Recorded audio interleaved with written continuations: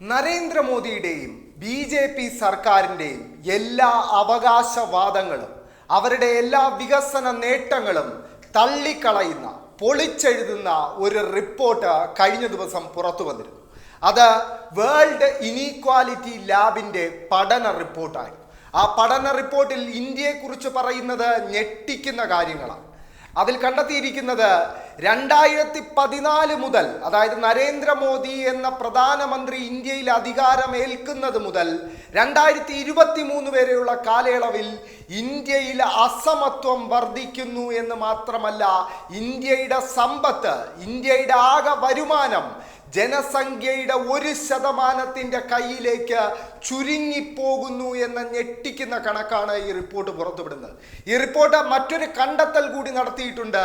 ഇന്ത്യയിൽ ഇപ്പോൾ നിലനിൽക്കുന്ന അസമത്വം, അതായത് നരേന്ദ്രമോദി സർക്കാരിന് കീഴിൽ രൂപപ്പെട്ട ഈ അസമത്വം ബ്രിട്ടീഷ് ഭരണകാലത്തെ, ഇന്ത്യയെ കൊള്ളയടിച്ചിരുന്ന ബ്രിട്ടീഷ് ഭരണകാലത്തേക്കാൾ വലിയ അസമത്വമാണ് എന്നാണ് ഈ കണക്കുകൾ സൂചിപ്പിക്കുന്നത്. ഈ കണക്കുകളിൽ വ്യക്തമായി പറയുന്നുണ്ട്, ഇന്ത്യയുടെ ദേശീയ വരുമാനത്തിൻ്റെ 22.6%, ദേശീയ സമ്പത്തിൻ്റെ 40.1%, 1%, ജനസംഖ്യയുടെ വെറും 1% കയ്യിലേക്ക് ചുരുങ്ങുകയാണ് എന്നാണ് ഈ റിപ്പോർട്ട് സൂചിപ്പിക്കുന്നത്. ഈ റിപ്പോർട്ട് പറയുന്നത് ഇവിടെ ഒരു ഏകാധിപത്യ സമാനമായ ഭരണമാണ് നടക്കുന്നതെന്നും കുത്തകകളും ഭരണകൂടവും തമ്മിലുള്ള അന്തർധാരയുടെ അടിസ്ഥാനത്തിലാണ് ഇവിടെ പല തീരുമാനങ്ങളും, ഭരണപരമായ തീരുമാനങ്ങൾ പോലും എടുക്കുന്നതെന്നുമാണ് ഈ റിപ്പോർട്ടിൽ പറയുന്നത്.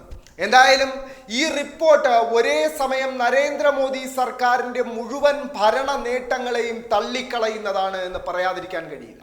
കാരണം പാവപ്പെട്ടവർക്ക്, ഇന്ത്യയിലെ സാധാരണ ജനങ്ങൾക്ക് വലിയ വാഗ്ദാനങ്ങൾ നൽകിക്കൊണ്ടാണ് 2014 നരേന്ദ്രമോദി അധികാരത്തിലേറുന്നത്. ആ നരേന്ദ്രമോദി അധികാരത്തിലേറിയത് മുതൽ ആഗോള സൂചികകളിലെല്ലാം ഇന്ത്യ പിന്നോട്ട് പോയിക്കൊണ്ടിരിക്കുകയാണ് എന്നതൊരു വസ്തുതയാണ്. പക്ഷേ ഇന്ത്യയിലെ മാധ്യമങ്ങൾ അത് വാർത്തയാക്കുന്നില്ല എന്നതൊന്നുകൊണ്ട് മാത്രം ഇന്ത്യയിൽ അതൊരു വലിയ ചർച്ചയാകുന്നില്ല എന്നതാണ് യാഥാർത്ഥ്യം. ഇത്തരത്തിൽ ഏതൊക്കെ ആഗോള സൂചികയിലാണ് ഇന്ത്യ പിന്നോട്ട് പോയതെന്ന് ചോദിച്ചാൽ, ഏതാണ്ട് എല്ലാ ആഗോള സൂചികയിലും ഇന്ത്യ പിന്നോട്ട് തന്നെയാണ് 2014 മുതൽ പൊയ്ക്കൊണ്ടിരിക്കുന്നത്.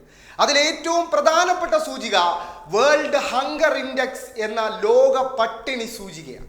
ലോക പട്ടിണി സൂചിക നമ്മൾ പരിശോധിക്കുമ്പോൾ നരേന്ദ്രമോദി സർക്കാരിൻ്റെ അവകാശവാദം എന്ന് പറയുന്നത് ഇന്ത്യയിൽ ദാരിദ്ര്യ നിർമ്മാർജ്ജനം ഏതാണ്ട് പൂർണ്ണമായും സാധ്യമായി കഴിഞ്ഞു എന്നാണ്. ഇന്ത്യയിൽ സൗജന്യ റേഷൻ വലിയ രീതിയിൽ വിതരണം ചെയ്യുന്നുണ്ട്, അതുകൊണ്ട് തന്നെ ദാരിദ്ര്യ നിർമ്മാർജ്ജനം ഏതാണ്ട് പൂർണ്ണമായും സാധിച്ചു കഴിഞ്ഞു എന്നാണ് നരേന്ദ്രമോദി സർക്കാർ അവകാശപ്പെടുന്നത്. പക്ഷേ 2014 63-ാം സ്ഥാനത്തായിരുന്നു ലോക പട്ടിണി സൂചികയിൽ ഇന്ത്യ. പക്ഷേ 2023 എത്തുമ്പോൾ ഇന്ത്യ 107-ാം സ്ഥാനത്തേക്ക് പിന്തള്ളപ്പെട്ടു. ഈ 107-ാം സ്ഥാനത്തെ കൂടുതൽ അപകടകരമാക്കുന്നത് ഇന്ത്യയുടെ തൊട്ടയൽ രാജ്യങ്ങളായ ശ്രീലങ്കയും പാകിസ്ഥാനും ബംഗ്ലാദേശും ഒക്കെ ഈ ലോക പട്ടിണി സൂചികയിൽ ഇന്ത്യയേക്കാൾ മുന്നിലാണ് എന്ന് പറയുമ്പോൾ എത്ര ഭീകരമായ അവസ്ഥയിലാണ് നമ്മൾ എത്തി നിൽക്കുന്നത് എന്ന് വ്യക്തമാകുന്നുണ്ട്. ഇനി ഈ വാർത്തകൾ, ഈ ലോക സൂചികകളെ കുറിച്ചുള്ള വാർത്തകൾ ഇന്ത്യയിൽ എന്തുകൊണ്ട് റിപ്പോർട്ടാകുന്നില്ല, അല്ലെങ്കിൽ ഇന്ത്യയിൽ വാർത്തയാകുന്നില്ല, അന്തിച്ചർച്ചയ്ക്കുള്ള വിഷയമാകുന്നില്ല എന്ന് ചോദിച്ചാൽ അതിനുള്ള ഉത്തരം മറ്റൊരു ആഗോള സൂചികയാണ്. അത് വേൾഡ് പ്രസ് ഫ്രീഡം ഇൻഡെക്സ് എന്ന് വിളിക്കുന്ന ലോക പത്രമാധ്യമ സ്വാതന്ത്ര്യ സൂചികയാണ്. ആ പത്രമാധ്യമ സ്വാതന്ത്ര്യ സൂചികയിൽ പുറത്തുവിടുന്നത് റിപ്പോർട്ടേഴ്സ് വിത്തൗട്ട് ബോർഡേഴ്സ് എന്നൊരു സംഘടനയാണ്. ആ സംഘടനയുടെ സൂചികയിൽ ഇന്ത്യ 2014 140-ാം സ്ഥാനത്തായിരുന്നു.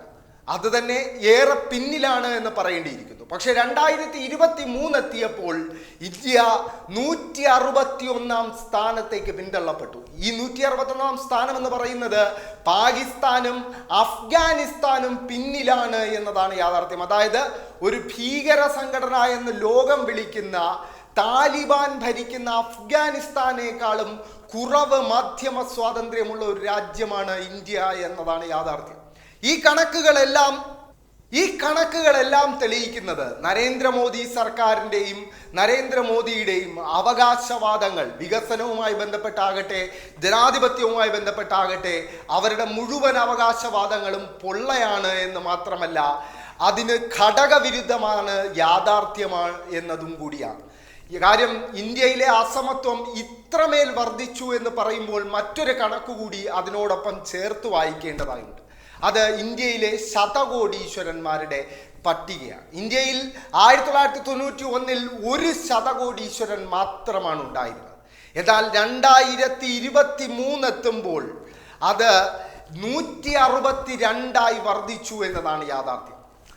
കോവിഡ് കാലത്ത് നമ്മുടെ രാജ്യം വലിയ സാമ്പത്തിക പ്രതിസന്ധി നേരിട്ട, രാജ്യത്തെ ജനങ്ങൾ സാമ്പത്തികമായി നെട്ടോട്ടമോടിയ ആ കോവിഡ് കാലത്ത് പോലും ഇന്ത്യയിലെ ശതകോടീശ്വരന്മാരുടെ എണ്ണത്തിൽ ഗണ്യമായ വർധനവുണ്ടായി എന്നതാണ് യാഥാർത്ഥ്യം. ഇതെല്ലാം തന്നെ നരേന്ദ്രമോദി സർക്കാർ എങ്ങനെയാണ് സാധാരണ ജനങ്ങൾക്ക് മുകളിൽ കുത്തകകളായ കമ്പനികളെ പ്രതിഷ്ഠിക്കുന്നത് എന്നതിൻ്റെ തെളിവ് കൂടിയാണ്. എന്തായാലും ഈ റിപ്പോർട്ട് ഇപ്പോൾ ഇന്ത്യയിൽ ആകെ പ്രസിദ്ധീകരിച്ചിട്ടുള്ളത് ഹിന്ദു പോലെയുള്ള ചില പത്രങ്ങൾ മാത്രമാണ്. മറ്റ് മാധ്യമങ്ങളൊന്നും തന്നെ ഈ റിപ്പോർട്ട് വാർത്തയാക്കാൻ ഈ നിമിഷം വരെ തയ്യാറായിട്ടില്ല.